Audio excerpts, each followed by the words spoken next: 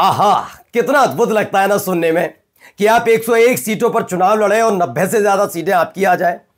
लेकिन क्या हो कि इसी बीच एक खबर निकलकर सामने आ जाए कि आपका एक अपना ऐसा साथी क्या बैसाखी कहिए, वो एक मजबूत बैसाखी जो बिहार नहीं दिल्ली में भी आपकी सरकार चलवा रहा हो, उसका एक बहुत खास व्यक्ति जाकर लालू प्रसाद यादव से मुलाकात कराई। तो जी हां, मैं बात कर रहा हूं नीतीश कुमार के एक करीबी की, जिनकी मुलाकात ने दिल्ली तक हड़कंप मचा रखा। आज की बड़ी खबर आपको बता रहा हूं, और यह बेड़ा गर्क सिर्फ और सिर्फ बीजेपी के नेताओं के बड़बोलेपन की वजह से नहीं है, बल्कि एनडीए में यह टकराव की कहानी खुद गोदी मीडिया की हरकतों की वजह से। आज आपको दिखाऊंगा कि लगातार बीजेपी को खुश करने के लिए कोई गुरेज नहीं है मुझे कहने में कि मोदी शाह को खुश करने के लिए जो बढ़ चढ़कर ज्यादा से ज्यादा सीटें दी जा रही हैं, उसने नीतीश कुमार का पारा चढ़ा दिया है।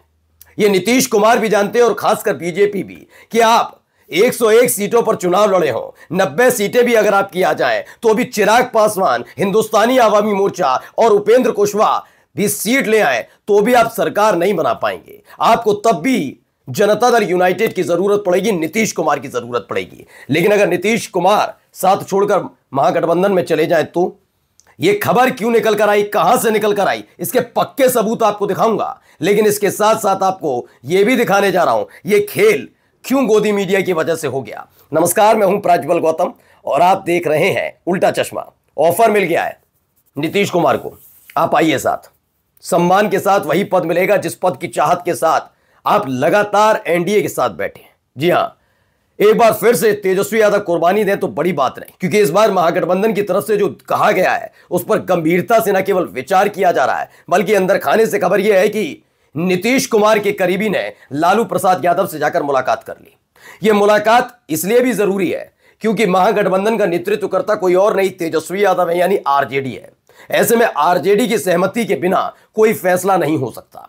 अब नीतीश कुमार के वो कौन करीबी हैं वो मैं आपको दिखाऊंगा, लेकिन उससे पहले जरा इसके दर्शन कर लीजिए। दर्शन, जी हां, दर्शन शब्द क्यों बोल रहा हूं जरा सुन लीजिए, क्योंकि कल यानी 48 घंटे बाद जब अलग अलग न्यूज चैनल पर बैठकर यही सारे लोग इन्हीं सर्वे और एग्जिट पोल वाली कंपनियों के मालिक रोए, तो इन कंपनियों को जरा देख लीजिए कौन कौन सी कंपनी करती हैं। मेडराइज है, वो कहता है 147 से 167 सीटें एनडीए जीत रही है। बहुत बढ़िया, बहुत बहुत शुभकामनाएं एनडीए को। जेवीसी पोल वो कह रहे हैं 135 से 150। चाणक्य स्टार्ट ये कहते हैं 130 से 138। पीपल्स इनसाइट कहते हैं कि तुम लोग कहोगे तो मैं कुछ नहीं कहूंगा, तो मैं भी कहता हूं, क्या कहता हूं, 133 से 148 सीटें। पी मार्क ने कहा मैं कैसे पीछे रह जाऊं, 142 से 162 जीतेंगे, लिख कर ले लो। खुल कर कह रहे हैं भैया मैं हम जिता रहे हैं, क्योंकि वो जानते हैं कि हरियाणा विधानसभा चुनाव में जिस तरीके से बीजेपी के सांसद नेताओं को खदेड़ा जा रहा था प्रचार के दौरान, तब यही सारे थे एग्जिट पोल करने वाली कंपनियां। इन्होंने सच्चाई दिखा दी थी, पलट गया खेल। अब इनको लग रहा है साख तो बचाएं आका भी नाराज ना हो जाए, तो पहले मेगा एग्जिट पोल के नाम पर ये प्रसाद बांट दो। कोई एक और है जो एबीपी न्यूज ने उसका चलाया, उन्होंने तो कह दिया 209 सीटें जीत रहे हैं, मतलब 243 में तो 209 सीटें ले गई महागठबंधन, एनडीए ले गई, महागठबंधन का सुपड़ा साफ कह दिया गया। लेकिन इन सब के बीच क्या नीतीश कुमार के बिना सरकार बना पाएंगे? क्योंकि आप कितना ही कुछ भी करते रहिए, कहते रहिए ये हो जाएगा वो हो जाएगा, लेकिन ये बात तो हकीकत है ना कि जो बीजेपी 101 सीटों पर चुनाव लड़ी हो, वो 101 सीटों से ज्यादा तो जीत नहीं पाएगी। ऐसा थोड़ी ना कि 150 जीत जाएगी, जीतेगी तो 101 ही ना। मतलब आपके आंकड़ों में वैसे तो 90 सीटें जिता रहे, फिर उसके बाद की चीजें कहां से लाओगे? यानी आपको नीतीश कुमार पर निर्भर रहना होगा। लेकिन इस निर्भरता के बीच में एक खबर आ गई है, पढ़िए। केपी मलिक ने लिखा है नीतीश के खास लालू के पास, और क्या होगा ललन सिंह का। पटना की सियासत में बड़ी और दिलचस्प हलचल है।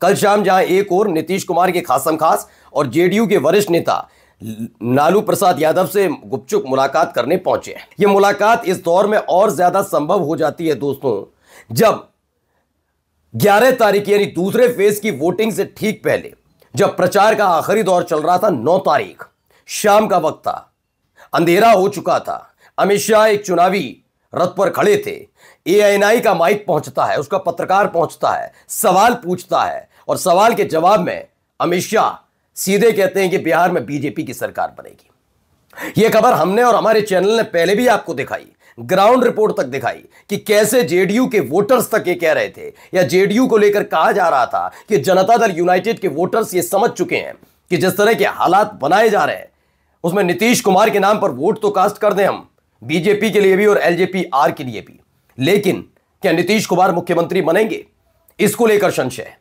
इसीलिए खबर यह आई थी कि चाहे पहला फेज हो या दूसरा, दोनों ही फेज में सिर्फ फुटबॉल एनडीए में इस कदर हुई थी कि जेडीयू के वोटर्स ने बीजेपी और एलजेपी आर के जहां जहां प्रत्याशी एनडीए के बैनर तले खड़े थे उन्हें वोट कास्ट किया ही नहीं।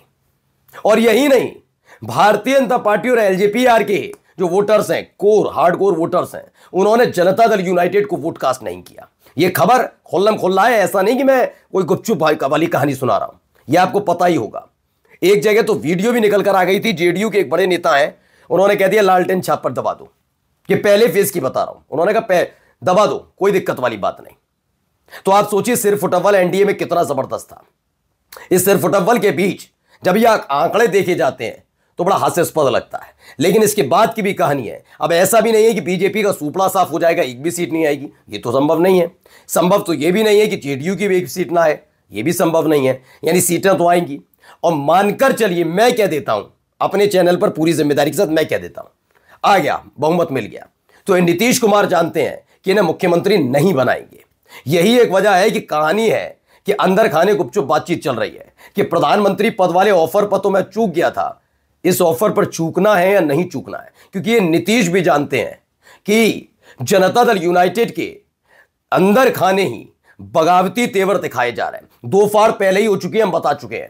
जब से संजय झा राष्ट्रीय कार्यकारी अध्यक्ष बने हैं तब से दो हिस्सों में जेडीयू बटी हुई है, एक दिल्ली वाली जी राष्ट्रीय स्तर पर और एक राज्य स्तर पर, यानी नीतीश कुमार उसका नेतृत्व करते हैं।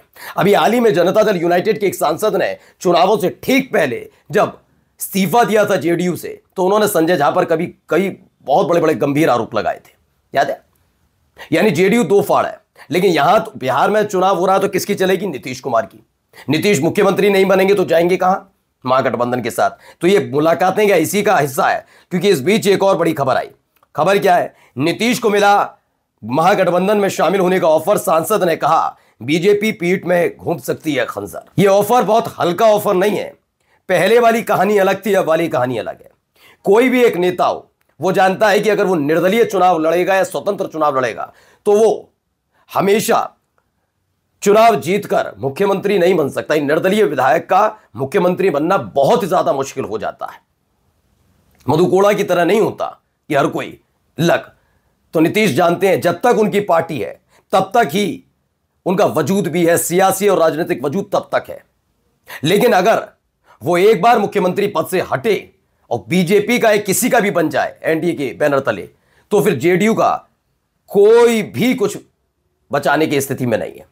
नहीं बचाया जा सकता है जेडीयू को, यह क्लियर बात है। इस हद तक सिर्फ फटफल चल रही है जेडीयू के अंदर खाने भी, और यह किसी और की देन नहीं है, यह बीजेपी की देन है। खबर यह है ऑफर भी मिल गया है। एक्सेप्ट करने से पहले कई शर्तों पर विचार चल रहा है।